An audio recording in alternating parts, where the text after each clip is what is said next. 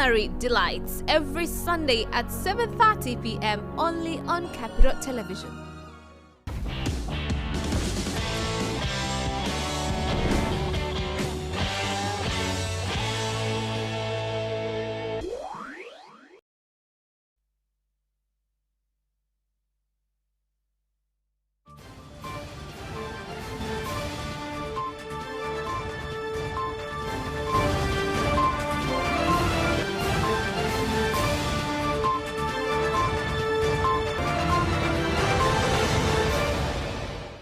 In Capital News tonight,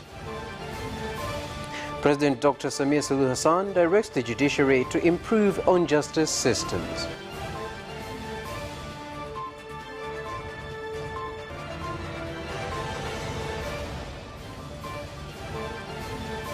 A train wagon with the capacity to carry 200 tons of cargo has arrived in the country.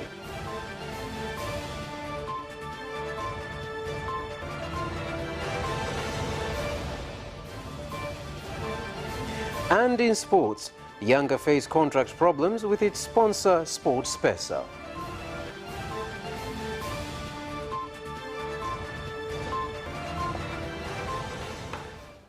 Good evening, ladies and gentlemen. This is Capital News at 9:30. My name is Carlos Banda. First, the national news. The President of the United Republic of Tanzania, Dr. Samia Suluhu Hassan, has directed the Ministry of Constitution and Legal Affairs and the Office of the Attorney General to cooperate with other sectoral ministries in amending laws that are contributing to delay in cases and right to justice. President Dr. Samia Suluhu Hassan gave the directive during celebrations to mark the day at the Law Day, at Chinangari Grounds in Dodoma.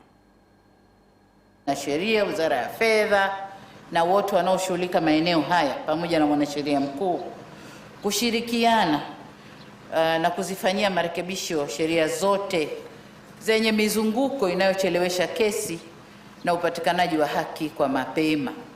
Wenyewe mnasema wanasema nini? Kucheleweshwa kwa kesi ni kucheleweshwa kwa haki, si ndio? Kwa kizungu nimeitafsiri Kiswahili nilivyoelewa mimi. Kwa ni vyema utaratibu wa usuluhishi upewe kipaumbele kutokana na faida zake zilizotajwa hapa. Nawatake majaji, mahakimu na wadau wote katika sekta ya sheria kupitia upya taratibu ambazo mashauri hupitia ili kuzifupisha kwa lengo la kuhakikisha upatikanaji wa haki unafanywa kwa haraka. The first cargo wagon in Africa with a capacity to carry 200 tons of cargo manufactured in China has arrived in Dar es Salaam, whereby it will be used to transport power generating equipment to be used at the Nyerere hydropower dam. Ilikuwa ilikuwa ngumu sana. Ilikuwa na changamoto kubwa. Kwa sababu ilikuwa ya kwanza to manufacture to design a wagon of this nature. For us it was big. Ilipoanza kutekeleza huu mradi wa Julius Nyerere Hydropower Project, aina ya mitambo inayokuja mingine ina upana wa zaidi ya mita 7, lakini mabehewa yetu sisi yako designed kubeba mpaka mita 2.6. Sasa unapotoka 2.6 mpaka mita 7 is almost mara 3. Maana yake ni kwamba kwa swala la upana wa mzigo, maana yake mabehewa yetu yaliyokuwepo hayakuwa na uwezo huo. The primary education officer in Kinondoni District, Dar es Salaam, Teresia Kiara, has said that the teacher at Kinondoni Primary School, Abdallah Mustafa, who had violated procedures to punish a Standard 7 pupil identified as Mary Kisina, has a case to answer. Mkurugenzi wa Manispaa ya Kinondoni ambaye amenituma kuja kuangalia hali ya mtoto aliyechapwa fimbo 6 na mwalimu wangu wa shule ya msingi Kinondoni.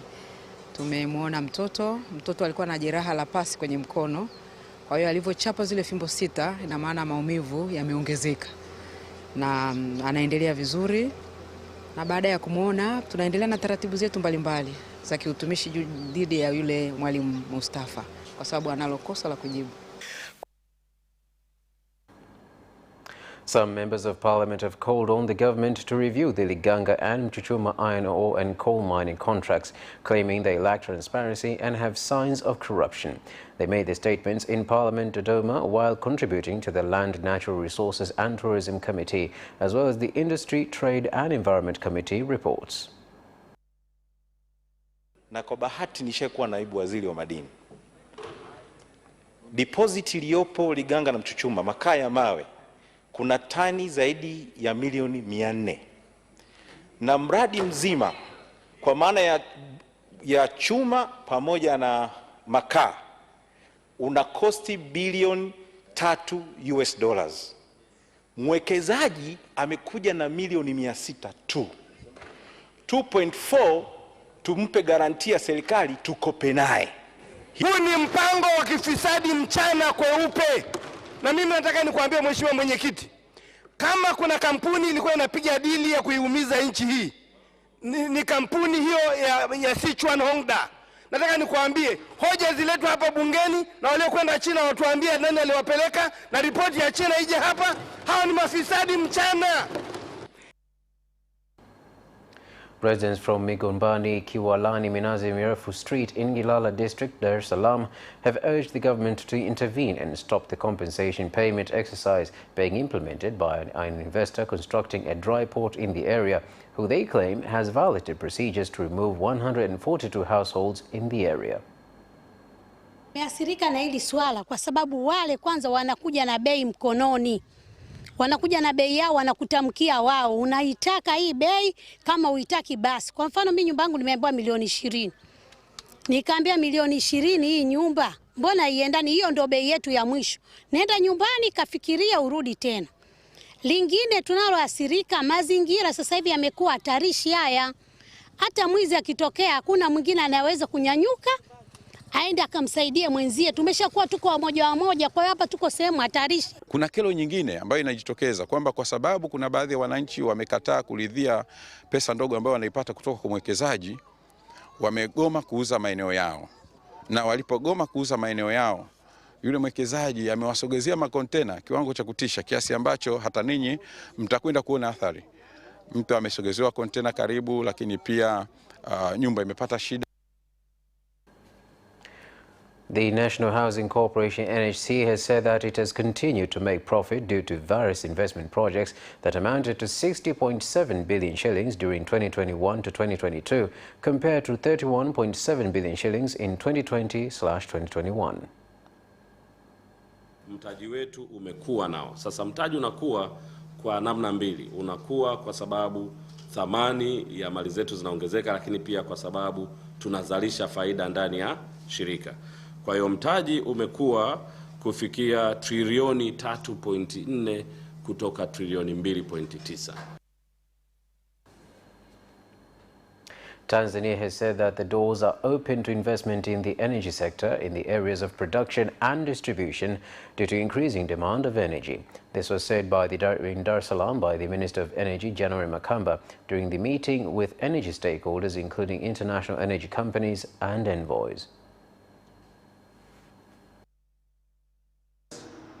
When they see that we are desperate, we have power cuts and shortages, that's an opportunity to push us into a bad deal.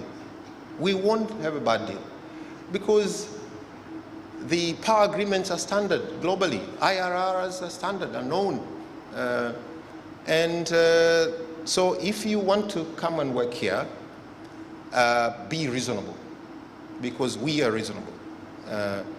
We operate in the norms in which you would operate elsewhere with people whom you respect. So our friends have gone through every office, every embassy to complain that we are distorting, frustrating private investment. It's not true. In fact, one bidder wrote a letter to the president and they put a sentence that, Madam President, please intervene. TANESCO and ministry are stalling the project. The implication is you want to create an appearance that you want more power in this country than we do. To use that language. And by the way, you are generating 100 megawatts. You write to the president, you know. That has a certain orientation that this is a small country. Kwa upande wa wawekezaji waliojitokeza leo hii, imegundikana kwamba na wao wana shauku kubwa kuona mambo yanatoka katika urasimu.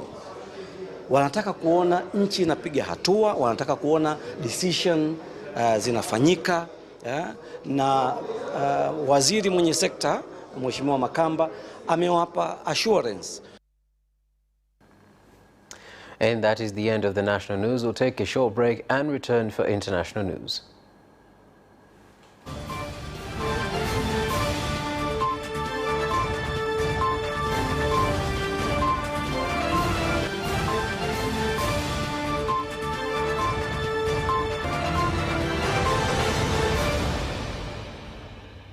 Glad to have you back, and now international news.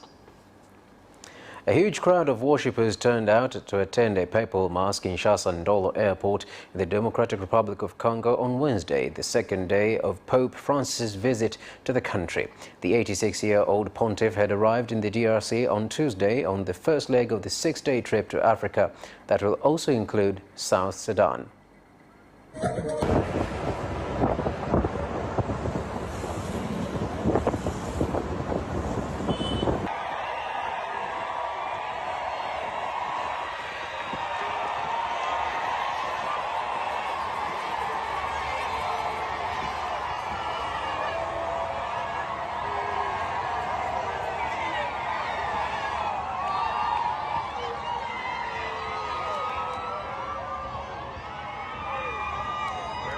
Con loro.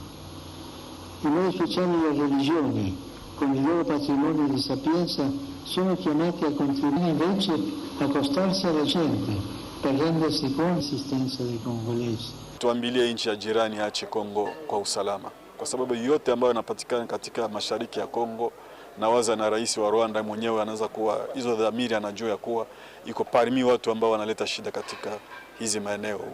Ningekutana naye ningemwambia ajaribu kumuelewesha mzee Kagame aache kutesa wakongomani wanadamu kama yeye mwenyewe. President William Ruto of Kenya has said that the war against terrorism in the Horn of Africa calls for a collective effort and that the region must adopt a common strategy for combating terrorism. President William Ruto made the statement in Mogadishu during this Frontline State Summit on regional efforts towards the stabilization of Somalia and eradication of terrorism.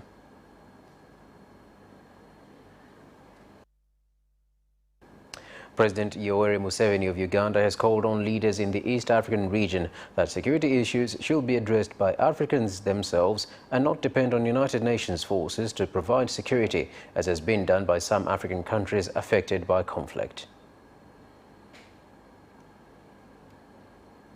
And moving on. You can count them.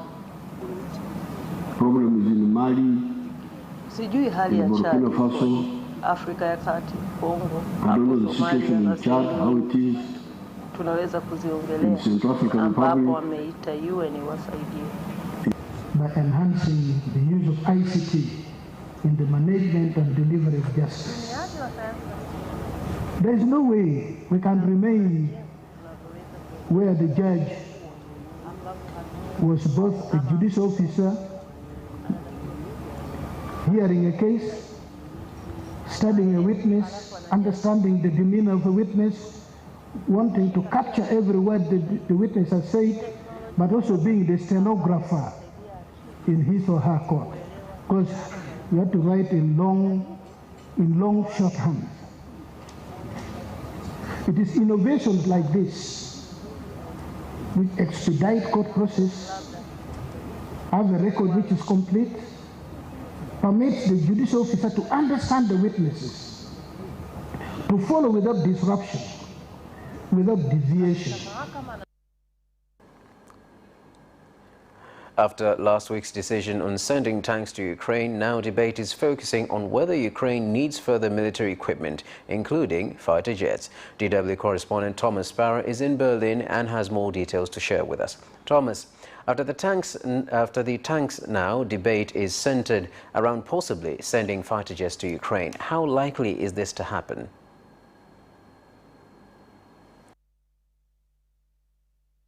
Well, obviously leaders are now discussing that possibility, and they have explained that no options are going to be ruled out in principle. In other words, that they're obviously going to consider any possible requests from Ukraine. And in this particular case, the debate is now focused on the possibility of sending fighter jets to Ukraine. For some European leaders, this is a debate that is coming way too soon after the decision that was made last week to send battle tanks to Ukraine, in particular German-made Leopard tanks. So I think first it will be a debate about what effect those tanks could have in Ukraine, when they will be delivered, how long it will take for Ukrainian soldiers to be trained on using and maintaining these tanks before European or international leaders decide on whether to send or not fighter jets. It does seem, however, from initial discussions that European and international allies, including the United States, are rather reluctant about sending fighter jets to Ukraine. So again, the focus, at least from their perspective, is still on the delivery and all the preparations for that delivery of the tanks that are being sent directly from countries and also via third parties to Ukraine so that it can have an impact on the battlefield there. Germany was under a lot of pressure regarding its Leopard tanks. How did last week's decisions to send these tanks to Ukraine go down with the German public? Are they really supporting the Chancellor? There's a big debate as to whether that was a correct decision. On the one hand, many Germans do view it positively, the fact that the German Chancellor, Olaf Scholz, took some time to decide on this issue. You may remember that Olaf Scholz was under a lot of pressure, was being strongly criticized by allies for taking a long time deciding on whether to allow those tanks to be sent. But it seems that, at least from a German perspective, Germans did seem to value that the German government weighed all options before accepting those tanks to be delivered. Now, a different question is what the effect of those deliveries could be, because there are concerns here in Germany about a possible escalation, especially if allies continue to send more weapons, if those tanks do have an effect on the battlefield. So there are two elements. One is obviously support for the German Chancellor when it comes to its decision. On the other hand, there is a lot of doubts, a lot of concerns as to what impact that might have, especially in the long term in Ukraine. And what about fears that all these weapons deliveries could actually have an undesired effect of complicating matters both on the battlefield and even possibly when it comes to a future resolution? Well, that is obviously one of the main elements why Chancellor Olaf Scholz took so long to decide on the delivery of those tanks. And that was not only something that he discussed here internally with members of his own government coalition, it was also something that was discussed with Germany's closest allies.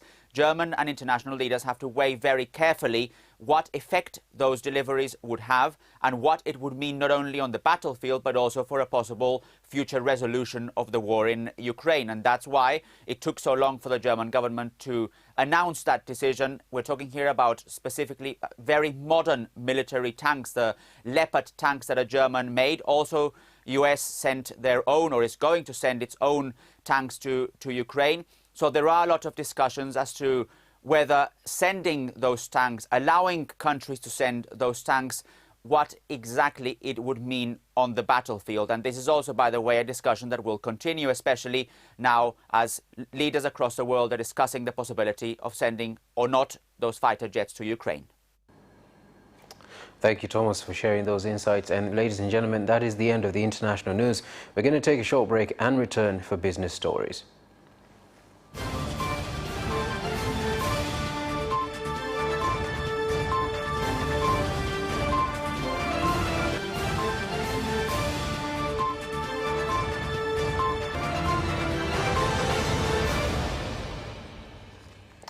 Welcome back, ladies and gentlemen, and now business news. The government in Njombe region has decided to officially make Makete a strategic district for wheat farming during the 2023-2024 planting season, whereby the government will support farmers with seeds and soil research so as to increase local production and reduce floor inputs.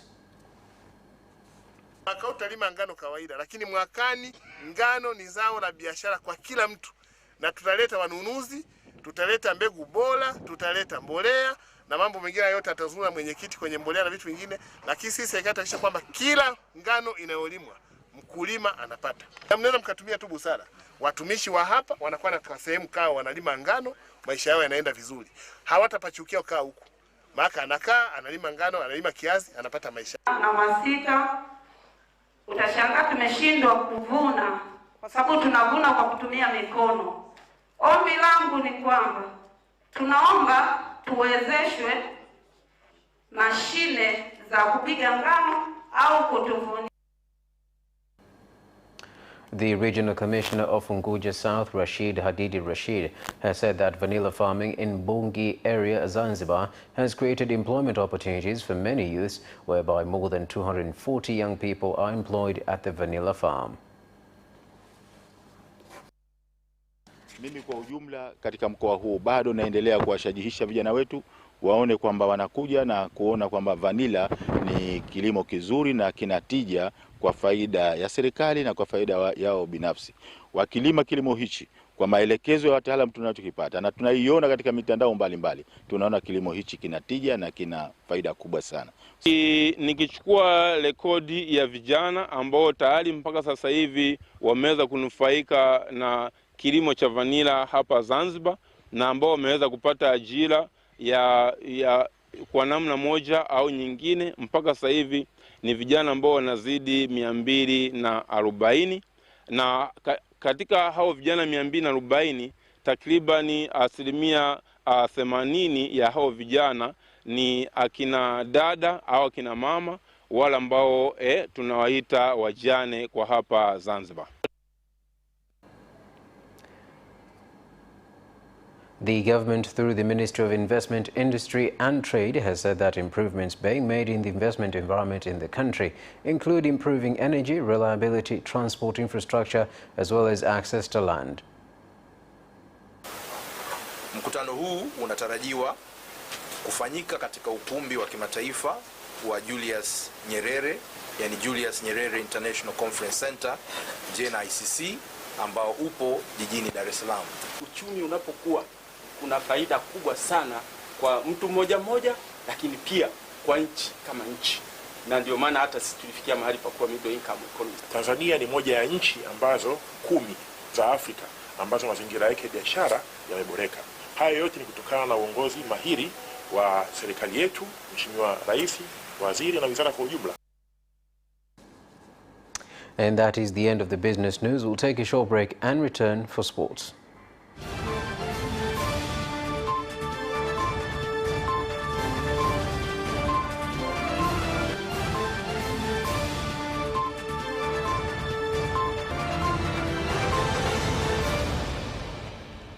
Welcome back, and now sports news. Young African sponsors Sports Pesa have accused the club of breaching a contract after the team announced a new sponsor with a new kit. Here are more details. Young Africans announced 2 days ago that they have reached an agreement with Hire, who will be on their international kit, which was also presented the same day. Sports Pesa have released a statement accusing the club of contract breach, insisting they have the right on the Jangwani Giants shirt. In the statement, Sport Pesa have claimed to have allowed Yanga to use the Visit Tanzania logo instead of their own if they wanted a different look, but the club had already reached an agreement with another sponsor. Simba Sports Club head coach Robert Oliveira has returned to the country, ready for the NBC Premier League and CAF Champions League games. Here are more details.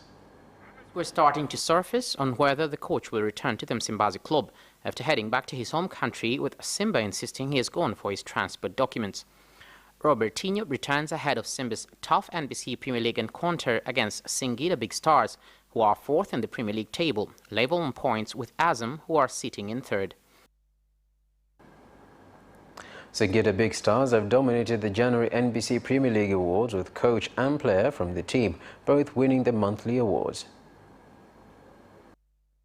The Singida head coach Hans van Plum has emerged the coach of the month for January, defeating Roberto Oliveira of Simba and Yanga's Nasruddin Nabi.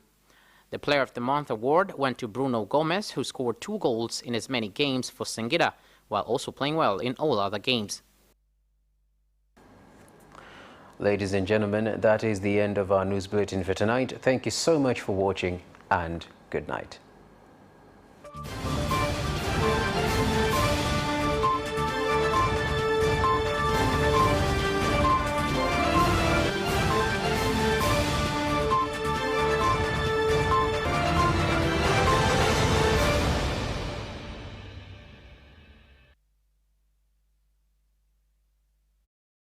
Watch Capital News at 9:30 and get updated on what is happening in Tanzania and around the world on political,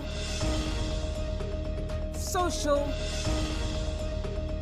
and economic issues and events, without forgetting business and sports news. You can get it all right here on Capital News at 9:30 from Monday to Friday on Zuku Channel 067, Digitech Channel 1103, and Facebook Capital Television Tanzania. Away first time, good start from Bolt. Bolt leading a moment and going away. Gay trying to go with him, and he's being dragged through the second place, but he's going to win it by 2 meters. Away first time, good start from Bolt. Bolt leading a moment and going away. Gay trying to go with him, and he's being dragged through the second place, but he's going to win it by 2 meters.